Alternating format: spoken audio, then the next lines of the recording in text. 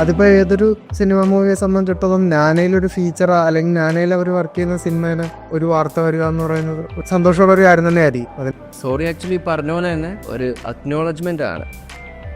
ചെയ്ത തെറ്റ് മനസ്സിലാക്കി അത് ഏറ്റു പറയുന്നത് പോലെയാണ് നമ്മൾ സോറി പറയുന്നത്. ആസ് എൻ ആക്ടർ എന്നെ മനസ്സിലാക്കുന്ന ഒരു സംവിധായകൻ എന്നോട് ഇപ്പം ഞാനീ പറഞ്ഞ നീയാണ് എൻ്റെ അടുത്ത സിനിമയിലെ നായകൻ അല്ലെങ്കിൽ നീയാണ് എൻ്റെ ആദ്യത്തെ സിനിമയിലെ നായകൻ എന്ന് പറയുന്നിടത്ത് എനിക്കൊരു ഗൂസംസ് ഉണ്ടായി. അത് ഈ സിനിമ എൻ്റെ അമ്മ കമ്മിറ്റ് ചെയ്തത് ഈ ഞങ്ങളോടുള്ള വിശ്വാസവും അമ്മയ്ക്ക് സിനിമയോടുള്ള സ്നേഹവും അതിനേക്കാൾ കൂടുതൽ ഞങ്ങളോടുള്ള സ്നേഹം കൊണ്ട് തന്നെയാണ് അമ്മ ഈ പ്രൊജക്റ്റ് കമ്മിറ്റ് ചെയ്തത്. എൻ്റെ കരിയറിൽ ബിഫോർ സോറി ആഫ്റ്റർ സോറി എന്ന് പറയുന്ന ഈ ഒരു ഹോം എത്തിച്ചത് അക്ഷയാണ് കേട്ടോ.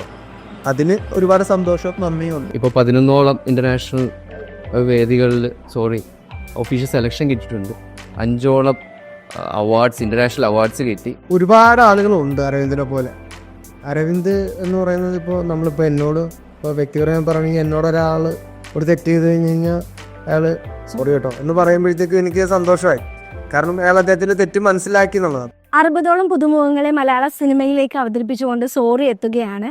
നിരവധി ഇന്റർനാഷണൽ വേദികളിൽ സ്വീകാര്യത കിട്ടിയിട്ടുള്ള സോറിയുടെ സംവിധായകൻ അക്ഷയ് ചന്ദ്രശോഭ അശോകും നായകനായി പ്രൊഡ്യൂസറായും എത്തിയ ആരോമലുമാണ് എന്ന് നാനയ്ക്കൊപ്പം വിശേഷങ്ങൾ പങ്കുവെക്കാൻ എത്തിയിരിക്കുന്നത്. സ്വാഗതം. സോറിയെ കുറിച്ചിട്ട് പറയുന്നേക്കാൾ മുന്നേ എനിക്ക് ആരോമലോട് ചോദിക്കാനുള്ളത്, ആരോമലിൻ്റെ നാനയിൽ ഇൻ്റർവ്യൂ വന്നപ്പോൾ ഒരു റീല് കണ്ടിരുന്നു. അപ്പോൾ അത് കണ്ടപ്പോൾ എനിക്കടക്കം കണ്ണ് ഒന്ന് ജസ്റ്റ് നിറഞ്ഞായിരുന്നു. അത് ഭയങ്കര ഒരു ഫീൽ, ഒരു ഡെപ്ത് ഉണ്ടായിരുന്നു ആ റീലിന്. അതിനെക്കുറിച്ചിട്ടൊന്ന്. അതിപ്പോൾ ഏതൊരു സിനിമ മൂവിയെ സംബന്ധിച്ചിടത്തോളം നാനയിലൊരു ഫീച്ചർ അല്ലെങ്കിൽ നാനയിൽ അവർ വർക്ക് ചെയ്യുന്ന സിനിമേനെ ഒരു വാർത്ത വരിക എന്ന് പറയുന്നത് ഒരു സന്തോഷമുള്ള ഒരു കാര്യം തന്നെ ആയിരിക്കും. അതിന് കാരണം ഞാൻ നാനയിൽ നമുക്ക് കിട്ടുന്നത് സിനിമ വാരികൾ കുറേ കാര്യം വനിതയിലൊന്നും അങ്ങനത്തെ ഒരു ഇതില്ല. ഞാൻ വരുന്നത് ഈ മുടിവെട്ട് കടകളിലൊക്കെ ചെല്ലുമ്പോൾ അവിടെ ഒരു കുറച്ച് പുസ്തകങ്ങളുടെ കൂട്ടത്തിൽ നാന ഉണ്ടാകും. അപ്പോൾ അന്നോട്ട് ഈ സിനിമയോടുള്ള അടങ്ങാത്ത ഇതെന്താ പറയുക അഭിനിവേശമൊക്കെ നമ്മൾ മനസ്സിലാക്കുന്നത് സിനിമയുടെ വാർത്തകൾ നമ്മളിലേക്ക് എത്തുന്നത് കൂടുതലും ഈ നാന എന്ന് പറയുന്ന പുസ്തകങ്ങളിലൂടെ. ഇപ്പോൾ ഒരു പുതിയൊരു നടൻ ലോഞ്ച് ആകുന്നുണ്ടെങ്കിൽ അല്ലെങ്കിൽ പുതിയൊരു സിനിമ ലോഞ്ച് ആകുന്നുണ്ടെങ്കിൽ അല്ലെങ്കിൽ സിനിമയുടെ ഓൺഗോയിങ് വിശേഷങ്ങൾ അറിയുന്നത് ഈ നാനയിലൂടെയൊക്കെ ആയിരിക്കും. അപ്പം ഞാൻ വളരെ ചെറുപ്പം തൊട്ട് സിനിമാ വിശേഷങ്ങൾ അറിഞ്ഞുകൊണ്ടിരുന്ന ഒരു മാധ്യമം അല്ലെങ്കിൽ ഒരു വാരികയിൽ ഞാൻ നായകനായി അഭിനയിക്കുന്ന സിനിമയുടെ ഒരു വാർത്ത വരിക അല്ലെങ്കിൽ ആ സിനിമയെ പറ്റി അപ്ഡേറ്റ്സ് അവർ ചെയ്യുക എന്ന് പറയുന്നത്, ഒരു ഫീച്ചർ വരിക എന്ന് പറയുന്നത് എന്നെ സംബന്ധിച്ചിടത്തോളം വളരെ അഭിമാനകരമായൊരു നിമിഷമായിരുന്നു. അത് വീഡിയോ എനിക്ക് അത്യാവശ്യം നല്ല കണ്ട ആളുകളൊക്കെ പറഞ്ഞു. കാരണം ഒരുപാട് സിനിമാ മൂവികളാണ് എന്നെ ഫോളോ ചെയ്യുന്നതാണല്ലോ, അവരെല്ലാവരും പറഞ്ഞു ഞങ്ങളും വെയിറ്റ് ചെയ്യുന്ന ഇതുപോലത്തെ ഒരു മൂവ്മെന്റിന് വേണ്ടിയായിരുന്നു. അപ്പം ഞാൻ സംതിങ് ലൈക്ക് മറ്റുള്ള എനിക്ക് തോന്നുന്നു വേറൊരു ഏറ്റവും ആദ്യം സിനിമയുടെ ന്യൂസുകളൊക്കെ വന്നു തുടങ്ങുന്നൊരു വാരികയാണ് ഞാൻ. അപ്പം ഞാനൊക്കെ ഒരു സെപ്പറേറ്റ് ഫാൻ ഫോളോയിങ് ഉണ്ട്. ഇമോഷൻ വേറെയാണ്. അതെ, വളരെ വളരെ എനിക്ക് ആ ഫീച്ചർ വന്നപ്പോൾ എനിക്ക് ഭയങ്കര സന്തോഷമായി, അഭിമാനമായി തന്നെ. ഓക്കെ, ഞങ്ങൾക്ക് സന്തോഷം നിങ്ങളുടെ സോറിയുടെ കൂടെ ഒരു ഭാഗമാകാൻ കഴിഞ്ഞതിൽ. പിന്നെ അക്ഷയോട് ചോദിക്കാനാണെങ്കിലേ, ഇപ്പം സോറി എന്ന് പറഞ്ഞ വേർഡിന് ഒരുപാട് മീനിങ് ഉണ്ട്. ഇപ്പം എനിക്ക് സോറി ടൈറ്റിൽ ലോഞ്ച് ചെയ്തപ്പം എൻ്റെ മനസ്സിലേക്ക് ആദ്യമായിട്ട് വന്നുള്ളൊരു ഇൻസിഡൻറ്റ് എന്ന് പറഞ്ഞു കഴിഞ്ഞാൽ, ഞാൻ കോളേജിൽ പഠിക്കുന്ന സമയത്ത് ആ ഒരു ചെറിയൊരു പ്രായത്തിൽ ഞാൻ എപ്പോഴും സോറി എന്ന് പറഞ്ഞു കഴിഞ്ഞാൽ ആരെന്ത് പറഞ്ഞു കഴിഞ്ഞാൽ ആ ഒരു ആറ്റിറ്റ്യൂഡിൽ ഞാൻ എപ്പോഴും സോറി യൂസ് ചെയ്തിരുന്നു. അപ്പോൾ ഒരിക്കലും ഇതേപോലെ ഞാൻ ഒരു ജേർണലിസം ക്ലാസ്സിൽ ഇങ്ങനെ ഇരിക്കുമ്പോൾ ടീച്ചർ എന്തോ പെട്ടെന്ന് പറഞ്ഞപ്പോൾ ഞാൻ ആ രീതിയിൽ പറഞ്ഞു. ഇച്ചിരി അരഗൻ്റായിട്ടാണ് ഞാൻ പറഞ്ഞത്. അപ്പോൾ ടീച്ചർ എന്നോട് പറഞ്ഞു, ബിന്ദു അങ്ങനെ ഒരിക്കലും ചെയ്യരുത്, സോറി എന്ന് പറഞ്ഞാൽ ഒരു വേർഡിന് ഒരുപാട് മീനിങ് ഉണ്ട്, അതൊട്ടും ആത്മാർത്ഥം ഇല്ലാതെ പറഞ്ഞു പോകേണ്ട ഒരു സാധനമല്ല എന്നുള്ളത്. പക്ഷേ അത് ഭയങ്കര നോർമലായി ടീച്ചർ പറഞ്ഞായിരുന്നു. പിന്നീട് എൻ്റെ ജീവിതത്തിൽ ഞാൻ സോറി പറയുമ്പോൾ എനിക്ക് ആ സാധനം വരാറുണ്ട്, ഞാനത് ശ്രദ്ധിക്കാറുണ്ട് ഇവിടെ എങ്ങനെ സോറി പറയണം എന്നുള്ളത്. അപ്പോൾ നിങ്ങളുടെ ടൈറ്റിൽ കണ്ടപ്പോഴും എനിക്ക് സോറി എന്ന് പറഞ്ഞ വേർഡ് വന്നപ്പോൾ ആ ഒരു ഇൻസിഡൻറ്റ് ഓർമ്മ വന്നത്. അപ്പോൾ നിങ്ങൾ നമുക്ക് മുന്നിലേക്ക് വെക്കുന്ന ഈ സോറി ശരിക്കും എന്താണ്? സോറി ആക്ച്വലി പറഞ്ഞ പോലെ തന്നെ ഒരു അക്നോളജ്മെൻ്റ് ആണ്. ചെയ്ത തെറ്റ് മനസ്സിലാക്കി അത് ഏറ്റു പറയുന്നത് പോലെയാണ് നമ്മൾ സോറി പറയുന്നത്. ആൻഡ് സോറി ഫിലിമിൻ്റെ ഒരു പൊളിറ്റിക്സ് തന്നെ, ദ പൊളിറ്റിക്സ് ഓഫ് അപ്പോളജിയും പിന്നെ ലൈക്ക് കളിയാക്കലുകളുടെയും മാപ്പ് പറച്ചിലുകളുടെയും രാഷ്ട്രീയം. സോ ബേസിക്കായിട്ട് പറയുകയാണെങ്കിൽ പൊളിറ്റിക്സ് ഓഫ് അപ്പോളജിയാണ് ഒന്ന് സോറിയിലൂടെ ഡിസ്കസ് ചെയ്യുന്നത്.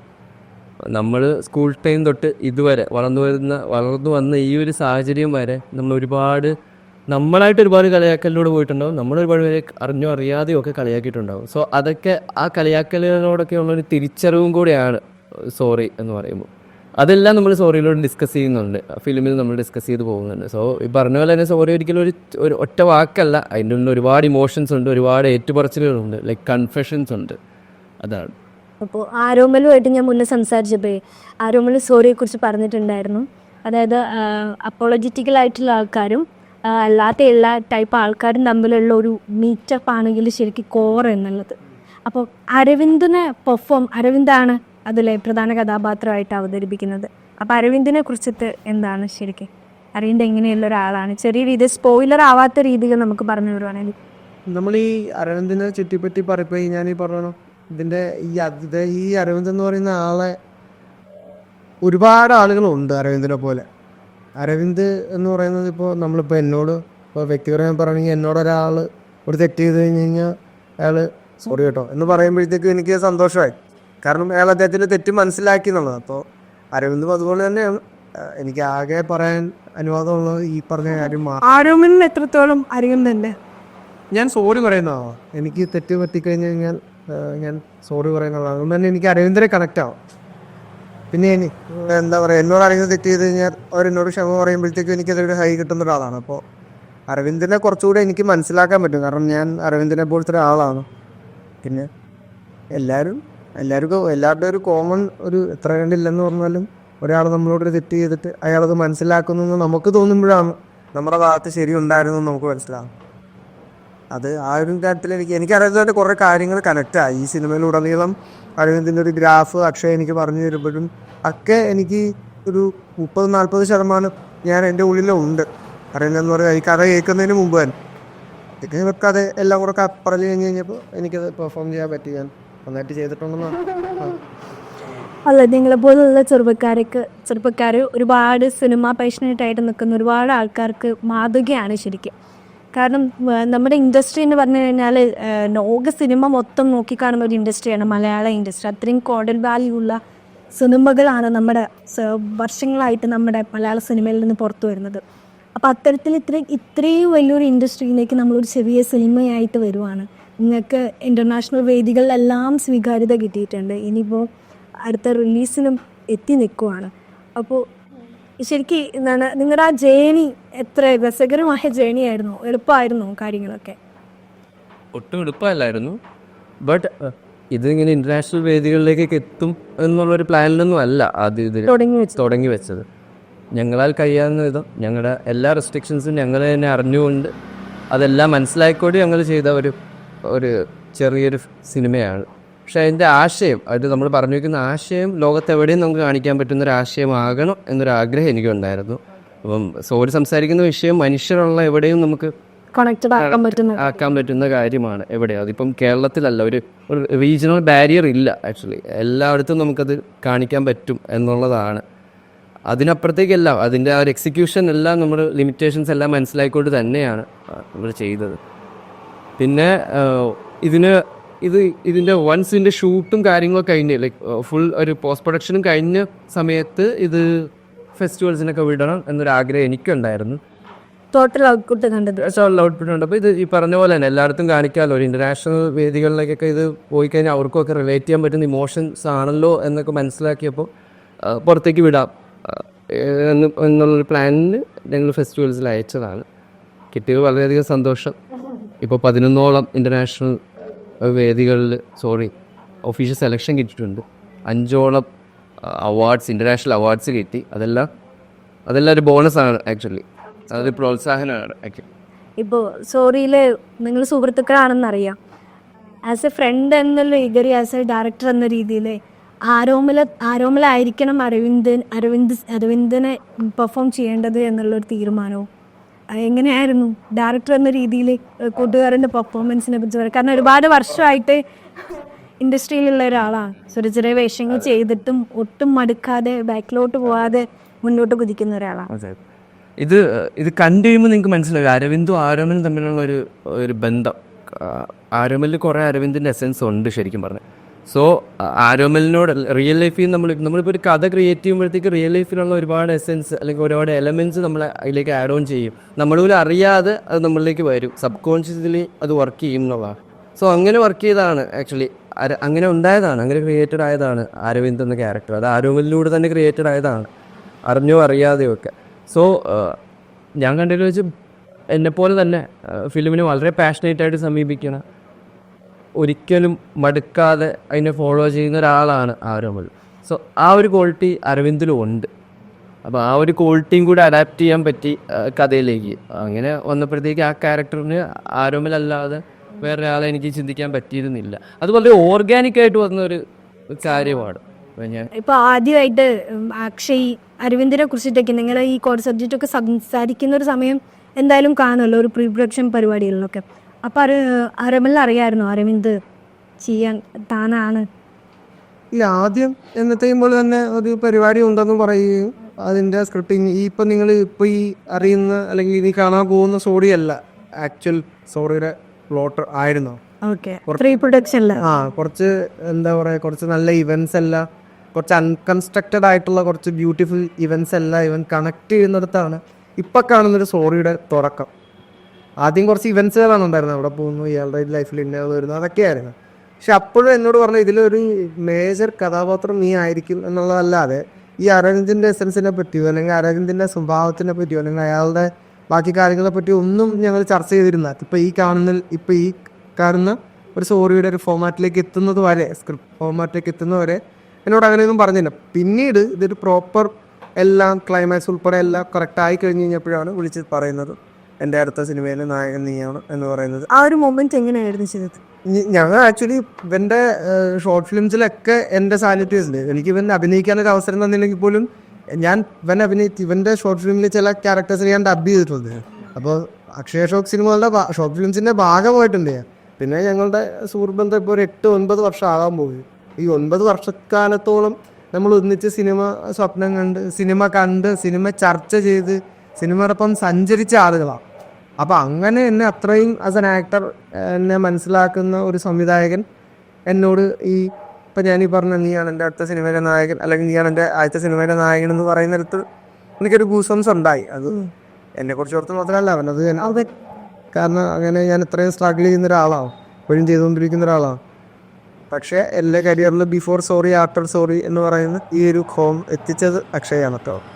അതിന് ഒരുപാട് സന്തോഷവും നന്ദിയും ഉണ്ട്. ഇപ്പോൾ നിങ്ങളോട് സംസാരിക്കുമ്പോൾ സീമ ദേവരാജ് എന്നുള്ളൊരു പ്രൊഡ്യൂസറെ കുറിച്ചിട്ട് പറയാതിരിക്കാൻ പറ്റത്തില്ല. കാരണം സാധാരണ എല്ലാ വീടുകളിലാണെങ്കിലും നമ്മൾ സിനിമ പാഷനേറ്റായി നിൽക്കുന്നു, പക്ഷെ നമുക്ക് അവസരങ്ങൾ വരുന്നില്ല. നമ്മളെ പിന്നിലേക്ക് വലിക്കാൻ നമ്മുടെ ഒരു ഫാമിലിക്ക് ഭയങ്കരമായിട്ട് കഴിയും. കാരണം നമുക്കൊരു സെക്യൂർഡായിട്ടുള്ള ഒരു വൈറ്റ് കോളർ ജോബ് എന്തെങ്കിലും നമുക്ക് നോക്കാം, ഇങ്ങനെ പോയി കഴിഞ്ഞാൽ നടക്കത്തില്ല എന്നൊക്കെ പറയുന്ന പാരൻസിൽ നിന്ന് വ്യത്യസ്തമായിട്ട് ആരോമലിൻ്റെ അമ്മയാണ് നിങ്ങൾക്ക് ധൈര്യം തന്ന്. ഞാൻ ആ കഴിഞ്ഞ സമയത്ത് ആരോമലിൻ്റെ അമ്മയോട് സംസാരിച്ചപ്പോൾ എന്നോട് പറഞ്ഞത് അവരിൽ എനിക്ക് ഭയങ്കര ഒരു ആത്മവിശ്വാസം ധൈര്യവും ഉണ്ടായിരുന്നു എന്നുള്ളത്. അപ്പോൾ അമ്മയെക്കുറിച്ചിട്ടും നിർമ്മാതാവിനെ കുറിച്ചിട്ടും കൂടെ എന്താണ് പറയാനുള്ളത്? എനിക്ക് ആക്ച്വലി പറയാനുള്ളത് ഈ സിനിമ എൻ്റെ അമ്മ കമ്മിറ്റ് ചെയ്തത് ഞങ്ങളോടുള്ള വിശ്വാസവും അമ്മയ്ക്ക് സിനിമയോടുള്ള സ്നേഹവും അതിനേക്കാൾ കൂടുതൽ ഞങ്ങളോടുള്ള സ്നേഹം കൊണ്ട് തന്നെയാണ് അമ്മ ഈ പ്രൊജക്റ്റ് കമ്മിറ്റ് ചെയ്തത്. അതുവരെ നമ്മൾ ഷോർട്ട് ഫിലിംസ് അല്ലാതെ ഒരു 20,000 രൂപ താഴെ നിൽക്കുന്ന ബഡ്ജറ്റിലുള്ള ഷോർട്ട് ഫിലിംസ് 10,000 ആ റേഞ്ചിൽ നിൽക്കുന്ന ഷോർട്ട് ഫിലിംസ് നമ്മൾ ഓൾറെഡി ചെയ്തിട്ടും. അപ്പം അങ്ങനെ നിൽക്കുന്ന അല്ലെങ്കിൽ അങ്ങനെ ഷോർട്ട് ഫിലിംസ് ചെയ്തുകൊണ്ടിരിക്കുന്ന ഒരു ക്രൂവിനെ എൻ്റെ അമ്മ മൊത്തമായി വിശ്വസിച്ച് ഒരു എമൗണ്ട് അമ്മ ഇറക്കാൻ കാരണമായത് ഞങ്ങളോടുള്ള വിശ്വാസം കൊണ്ട് തന്നെയാണ്. അത് അടിവരയിട്ട് പറയേണ്ടിയിരിക്കുന്നു. പിന്നെ അമ്മ ഇതിനു മുമ്പ് ഇത്ര ലെങ്ത്തുള്ളൊരു സിനിമ നിർമ്മിച്ചിട്ടില്ല. അപ്പോൾ അമ്മയ്ക്കും ഇതൊരു ആദ്യത്തെ എക്സ്പീരിയൻസ് തന്നെയായിരുന്നു. പക്ഷേ എന്നോട് പറഞ്ഞിരുന്നു അക്ഷയ്ക്ക് വേണ്ട കാര്യങ്ങളെല്ലാം നമ്മുടെ ഭാഗത്ത് നിന്ന് ഒരുക്കി കൊടുക്കുക, നമ്മുടെ ആദ്യത്തെ പ്രൊഡക്ഷനാണ്, അവൻ്റെ ആദ്യത്തെ സിനിമ നമ്മളാണ് പ്രൊഡ്യൂസ് ചെയ്യുന്നത്, നമുക്കും ഒരു പ്രിവിലേജാണ്. ഭാവിയിൽ അവനും അതൊരു ഇതായിരിക്കണം. അതുകൊണ്ട് തന്നെ അവന് വേണ്ട കാര്യങ്ങളെല്ലാം ഒരുക്കി കൊടുക്കുക, അവന് വേണ്ട ആർട്ടിസ്റ്റുകളെ, നമ്മുടെ ബഡ്ജറ്റിൽ നിൽക്കുന്ന ആർട്ടിസ്റ്റുകളെ മീറ്റ് ചെയ്യുക, പ്രൊഡക്ഷനെല്ലാം നന്നായി കൊണ്ടുപോകുക എന്നൊക്കെ തന്നെ അമ്മ നിർദ്ദേശങ്ങൾ ഉണ്ടായിരുന്നു. എനിക്ക് അതൊരു പുതുമയല്ല, കാരണം ഞാനും അമ്മ എന്നും സിനിമ സംസാരിക്കുന്ന ആളുകളാണ്. ഭാവിയിൽ ഞങ്ങൾക്ക് രണ്ടുപേർക്കും സിനിമയുടെ വാണിജ്യപരമായ കാര്യങ്ങളെപ്പറ്റി ചർച്ച ചെയ്യാനും അല്ലെങ്കിൽ വാണിജ്യപരമായ കാര്യങ്ങൾ എക്സ്പീരിയൻസ് ചെയ്യാനും. പ്രൊഡക്ഷൻ കമ്പനി ആരോമൽ ദേവരാജ് എൻ്റർടൈൻമെൻറ്റ്സ്, അതിൻ്റെ ആ ബാനറിൽ ഞാനും എൻ്റെ അമ്മയും കൂടിയാണ് നിർമ്മിക്കുന്നത്.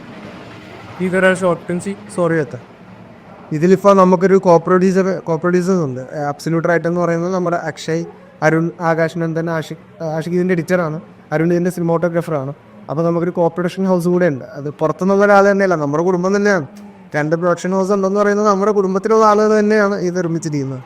അപ്പോൾ അരുണിൻ്റെ ഒരു കോ പ്രൊഡ്യൂസർ എന്ന നിലയ്ക്ക് അരുണിൻ്റെ ഭാഗത്തുനിന്നും, ഇപ്പോൾ അക്ഷയുടെ അമ്മയുടെയൊക്കെ ഭാഗത്തുനിന്നും, ആഷിക്ക് അവരുടെയൊക്കെ ഭാഗത്തുനിന്നും എനിക്ക് ഒരു മെയിൻ പ്രൊഡ്യൂസറായിട്ടുള്ള എൻ്റെ അമ്മയ്ക്ക് ഒരുപാട് ഹെൽപ്പുകൾ അവർ തന്നിട്ടുണ്ട്. അവരുടെ ചില എക്യുപ്മെൻറ്റ്സുകളൊക്കെ അവർ തന്നെ വാങ്ങിച്ചു തന്നിട്ടുണ്ട്. ആ കാര്യങ്ങളിലൊന്നും അമ്മയും എന്നെയും ഒന്നും ബുദ്ധിമുട്ടിച്ച് ഒരുപാട് പ്രഷർ തരാതെ അവരുടേതായിട്ടുള്ള ചിലവുകളെല്ലാം അവർ കൊണ്ടുപോയിട്ടുണ്ട് എന്നുള്ള ഒരു നിർമ്മാതാവെന്ന രീതിയിൽ എനിക്ക് ഞാൻ കണ്ടു നിന്ന കാര്യങ്ങളാണ് അതൊക്കെ. ഇങ്ങനത്തെ ഒരു സിനിമ ചെയ്യുമ്പോഴത്തേക്ക് ഏറ്റവും ആദ്യം വേണ്ടത് എൻ്റെ ഫിനാൻഷ്യൽ ഇത് മനസ്സിലാക്കുക, അങ്ങനത്തെ ഒരു ക്രൂ ഉണ്ടാകുക എന്ന് പോകുന്നത്. അപ്പോൾ സോറി സംഭവിക്കാൻ കാരണം എൻ്റെ അമ്മ നിർമ്മാതാവായതല്ല, അങ്ങനത്തെ ഒരു ക്രൂവിന് വേണ്ടി, അല്ലെങ്കിൽ അങ്ങനത്തെ ഒരു ക്രൂ ചെയ്യുന്ന സിനിമയ്ക്ക് വേണ്ടി അമ്മ ഫണ്ട് ചെയ്തു എന്നുള്ളത് തന്നെയാണ്. അപ്പം ഞങ്ങൾ ആ ക്രൂവിനെ അമ്മ ഒന്നും ഒക്കെ വിശ്വസിച്ചു. ഇപ്പോൾ അക്ഷയ് നമ്മളൊരു ഷോർട്ട് ഫിലിം ചെയ്യുന്ന പോലെയല്ല നമ്മളൊരിക്കലും ഒരു ഫീച്ചർ ഫിലിം ചെയ്യാൻ എടുക്കുന്ന ഒരു സ്റ്റെപ്പ്. അപ്പോൾ സാധാരണ എനിക്ക് തോന്നുന്നു ഒരുപാട് സിനിമകളിലൊക്കെ അസിസ്റ്റന്റ്മാരായിട്ടുള്ള ആൾക്കാർ പിന്നീട് സിനിമ ചെയ്യുക എന്ന ഡെബ്യൂട്ടായിട്ടൊരാൾ വരുമ്പോൾ വേറെ എവിടെയും ചെയ്തിട്ടില്ലേ എന്നൊരു രീതിയിലുള്ളൊരു ടോക്ക്, വേറെ ആരെയും അസിസ്റ്റ് ചെയ്തില്ലേ എന്നൊരു സാധനം വരും.